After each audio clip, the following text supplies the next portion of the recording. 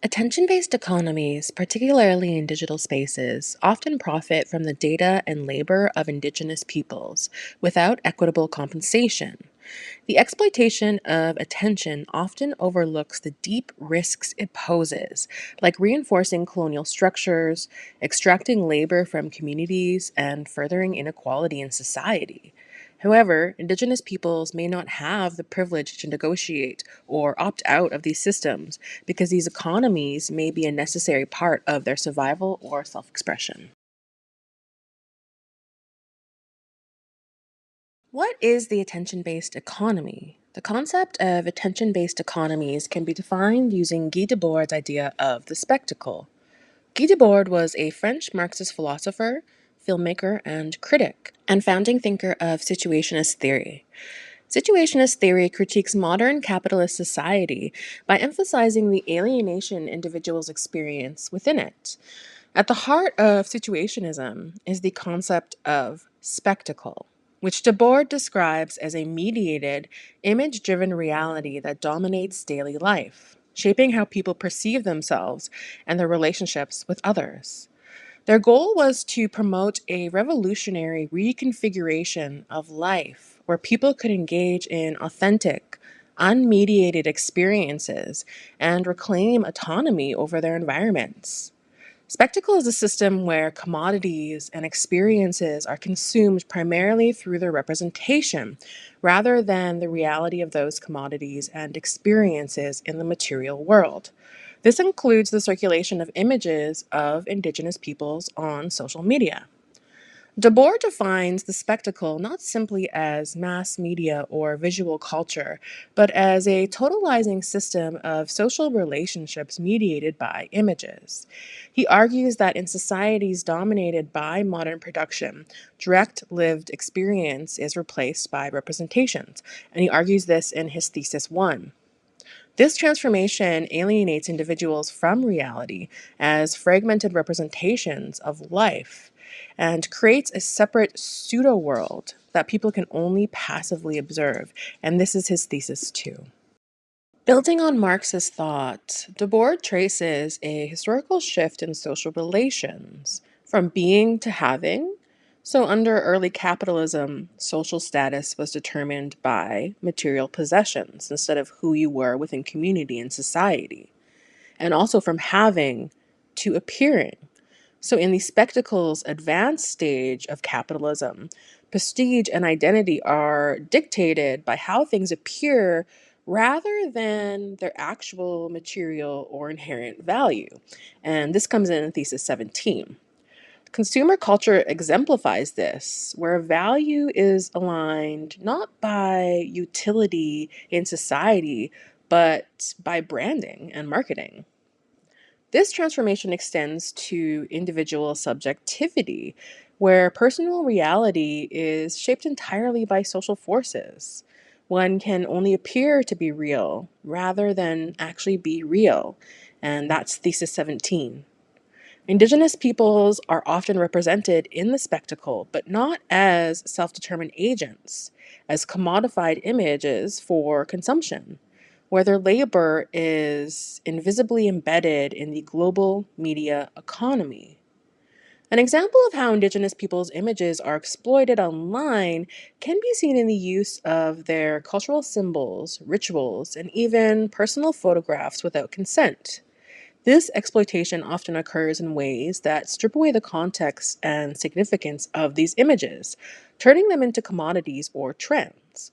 For example, Indigenous peoples may find their traditional regalia or sacred ceremonies used in memes, advertisements, or profile pictures by non Indigenous people, often with no acknowledgement or respect for the cultural and spiritual meanings these images hold. Additionally, Indigenous peoples' faces and stories may be used by brands or influencers to capitalize on exotic and authentic imagery, profiting off their image while failing to support or engage with the communities in any meaningful ways. This can be seen across social media platforms, where Indigenous peoples' cultural production is often co opted for aesthetic or profit driven purposes. The spectacle is a social relationship mediated by images, where images become more real than the reality it represents. We can link this to Baudelaire's theory about hyperreality. Hyperreality is about the simulation of a reality or world. However, the spectacle is more about what control societies, to quote Deleuze, do to execute control over their citizens. In contemporary society, the attention based economy becomes a space for exerting control and power over digital citizens. In the context of attention based economies, this can be linked to how Indigenous peoples' identities and labor are commodified and consumed as images for profit. If we bring this outside of the idea of the spectacle, we don't have to ascribe any morals to this necessarily.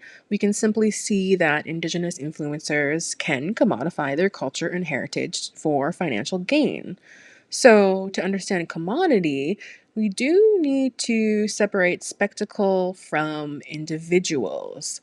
Spectacle always controls and exploits, but individuals don't always intend to exploit, control societies online through their circulation of images, or even have the power to do so. This is what Debord calls false needs. Spectacle creates false needs that often remove individual autonomy.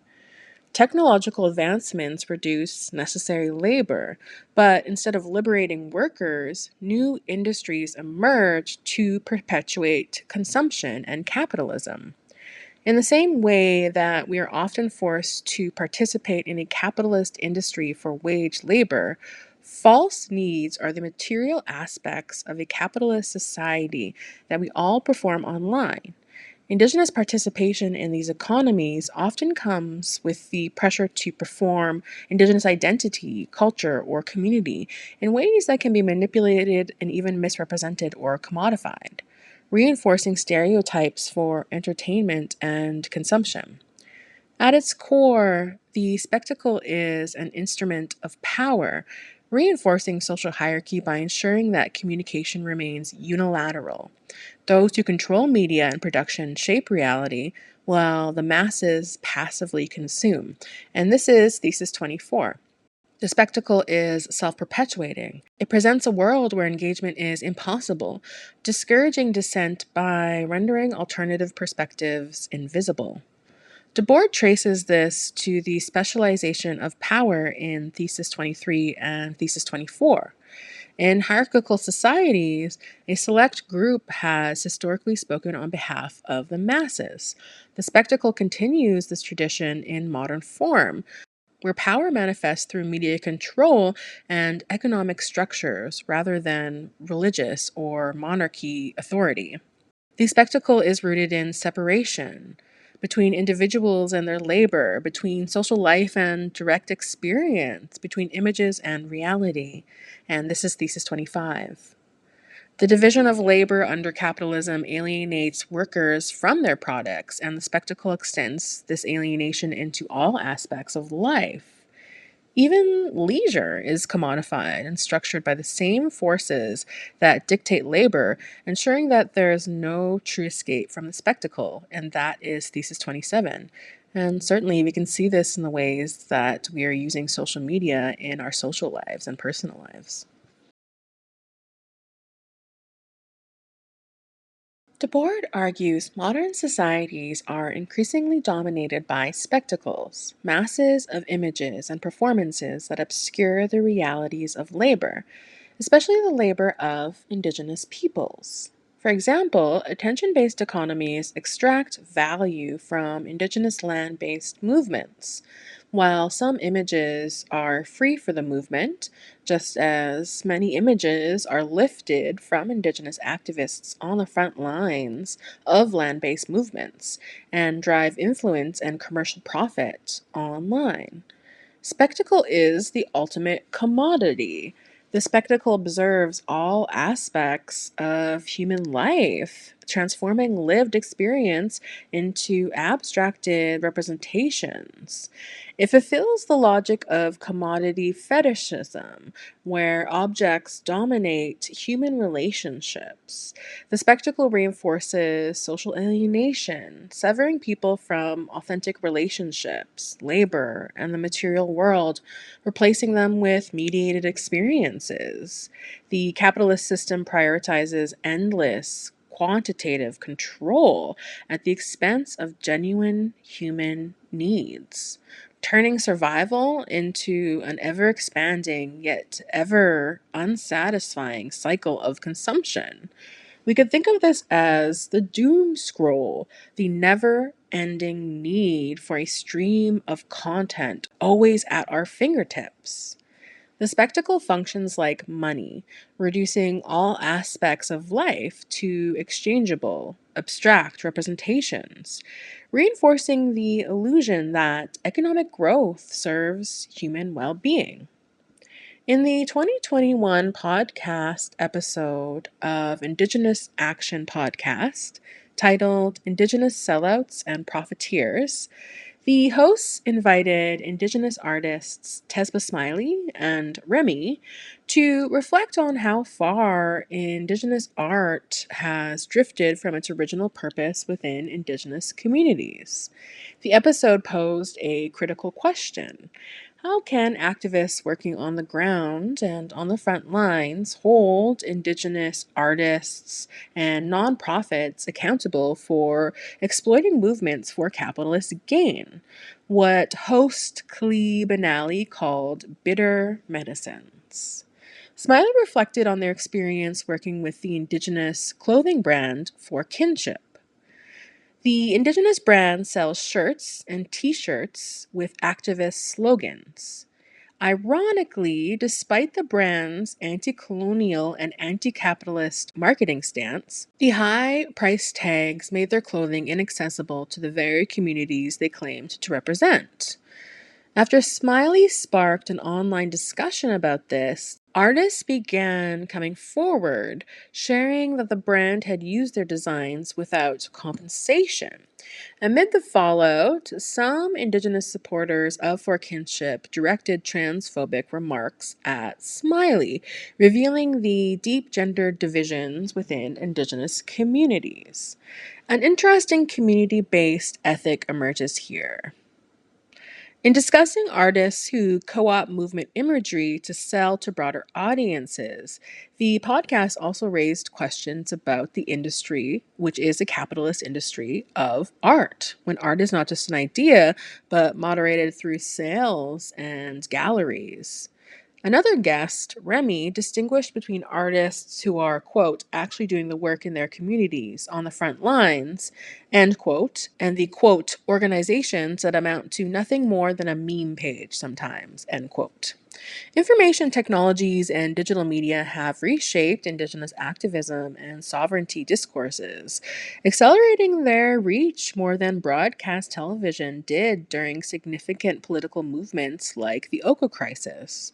Yet, Remy's comments highlight how meme culture can lose its meaning and integrity, becoming merely troll culture or sovereignty taunting when void of a lived praxis, a form of self and communal annihilation.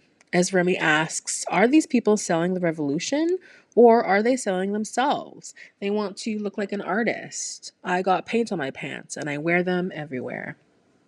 Indigenous labor becomes invisible or disembodied in the spectacle, as spectacle fetishizes commodities over human contributions. Within spectacle, attention is a form of labor. In attention based economies, the labor of generating and maintaining attention is central. For Indigenous peoples, this means engaging in systems where visibility and representation are constantly curated for external consumption rather than authentic self expression or agency. Spectacle is economic extraction, similar to how Debord describes how spectacle extracts from meaning in the everyday. Attention economies extract labor from Indigenous peoples without providing them the power to negotiate the terms or control how their identity and culture is used online. This creates a form of exploitation where the culture of spectacle thrives off of their participation. We can also link the insights shared on the Indigenous Resistant podcast to Debord's analysis of art's role and the decline of society. And he talks about this in thesis 185 to 191. Art, initially a common language, becomes independent but loses any social function or meaning. Modern art's dissolution reflects a broader breakdown of meaningful communication. The situationist critique argues that true transcendence of art requires both its abolition of meaning within the spectacle and realization within a new form of reality or social praxis.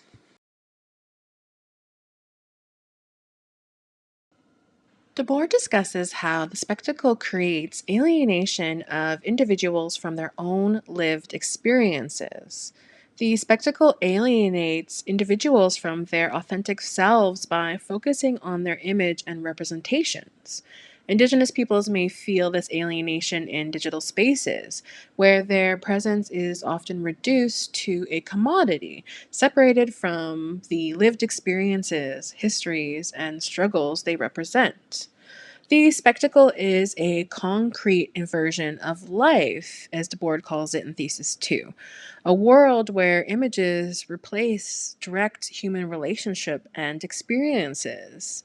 In Thesis 3, he draws from Marxist concepts of alienation, arguing that the spectacle naturalizes a distorted form of reality, ensuring that even those who produce or enforce it are trapped within it.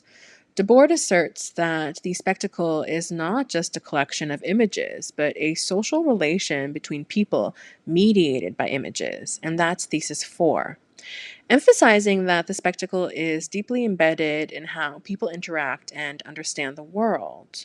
Trans studies scholarship has discussed the paradox of visibility in depth. While Indigenous peoples are often pushed into these digital spaces for greater visibility, which can offer some financial freedom or agency, or even connection in rural locations, they are also alienated from the true substance of their culture and peoples, as their presence is often shaped and formed by other people's expectations or the algorithms that govern attention based economies.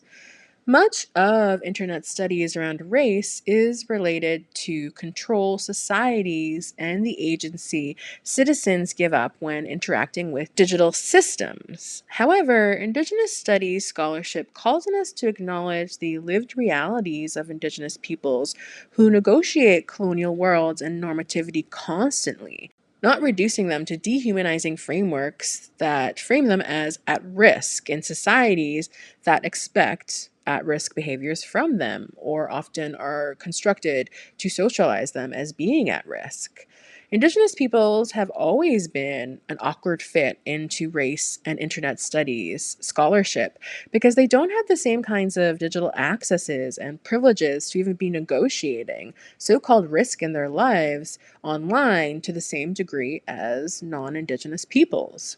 The cultural economy has been the backbone of Indigenous industry for centuries, since the implementation of the fur trade in North America to contemporary vendors like jewelry and fashion designers who sell their work on the market. The capitalist market, executed under national control, is always something Indigenous peoples have had to adapt in order to continue their cultural industries throughout colonial eras. We have to remember Debord's critique is of alienation caused by the spectacle. How, in this system, Indigenous peoples might not have the privilege to negotiate or resist being part of these attention economies. The spectacle, in its commodification of life and culture, traps people in roles they cannot easily escape or influence. Debord's concept of alienation helps explain the disempowerment Indigenous peoples can face online. Despite being actively involved in the production of spectacle through social media, they don't control how their identities or cultures are represented, and they don't have the same power to negotiate the terms of their participation in the spectacle.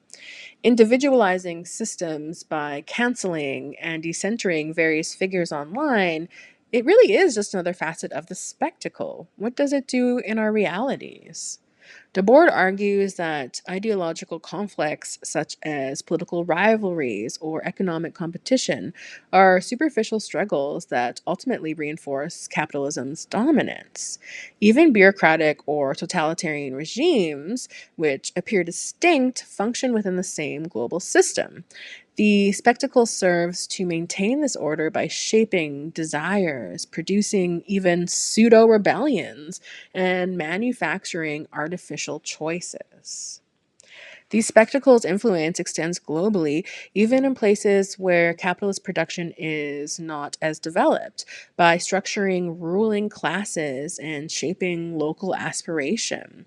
It thrives on false oppositions between political factions, youth and adults, and even consumption choices, while masking the underlying reality of alienation and poverty. Two forms of spectacle emerge: the concentrated spectacle, associated with authoritarian regimes where a single leader embodies the system, and the diffuse spectacle, linked to consumer capitalism where commodities compete for attention.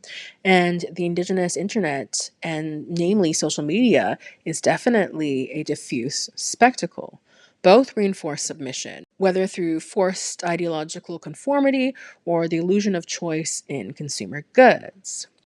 Indigenous peoples might not have the privilege of opting out of these attention based economies, and they might often engage with them to be seen or heard, especially in systems that are designed to funnel them out of education and industry, and many communities living in rural areas.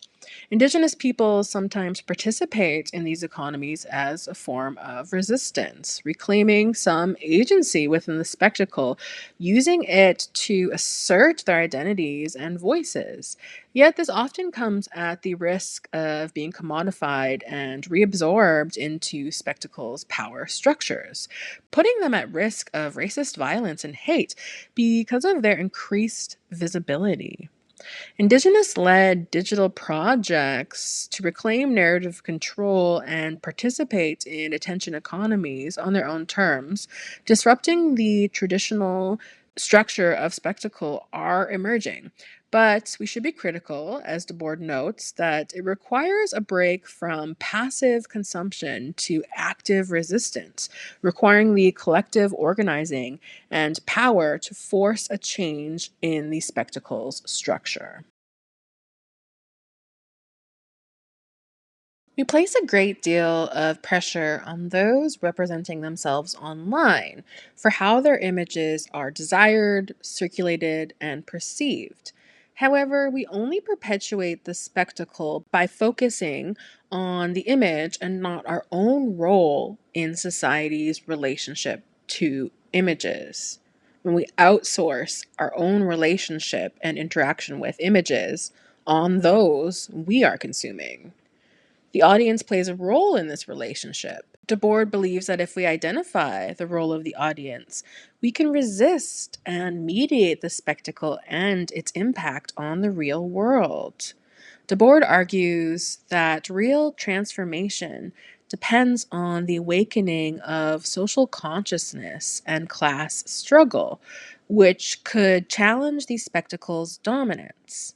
The spectacle serves to legitimize the existing order by constantly reinforcing the dominant economic and political structures. And Debord says this in Thesis 6. News, advertising, and entertainment are not mere distractions, but integral components of self sustaining systems that affirm past choices in production and consumption. The spectacle monopolizes time and consciousness, shaping what people perceive as real. And again, that was Thesis 6. Debord highlights the spectacle's tautological nature, which is why trolling, void of ethical lived praxis, is meaningless within the spectacle. It presents itself as unquestionable and self justifying. Quote, what appears is good, what is good appears, end quote. And Debord says this in Thesis 12. This passive acceptance of the way things are prevents any meaningful engagement or critique, making the spectacle this totalizing force that we've talked about. We can't continue to deny the role of external audience in this relationship, our role as audience in this relationship. The consumption of Indigenous culture through digital media, such as influencer culture, positions audiences as passive consumers of a spectacle, perpetuating a cycle of exploitation where Indigenous peoples are forced to adapt to a system that commodifies their labor, culture, and attention. Debord argues that the audience is passive in this relationship. In the spectacle, the audience is no longer active or engaged, but is turned into consumers of images. In attention economies, Indigenous peoples are often positioned as both performer and the audience as they navigate the spectacle's structures of engagement and consumption, sometimes being spectators to their own commodified identities. However, non Indigenous peoples primarily compose the consuming audiences of images online, which in turn impacts how indigeneity is performed in digital contexts. This brings us to Tenille Campbell, who wrote a paper called Indigenous Resistance, Indigenous Selfie. Tenille Campbell is a Dene Métis poet, writer, and photographer from English River First Nation in northern Saskatchewan.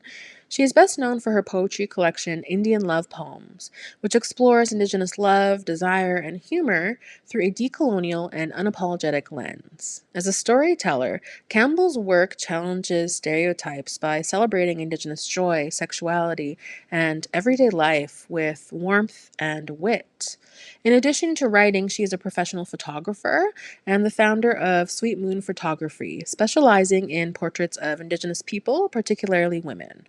Campbell's paper aligns with Debord's The Society of Spectacle in its critique of visibility, representation, and the role of images in shaping self perception and social power.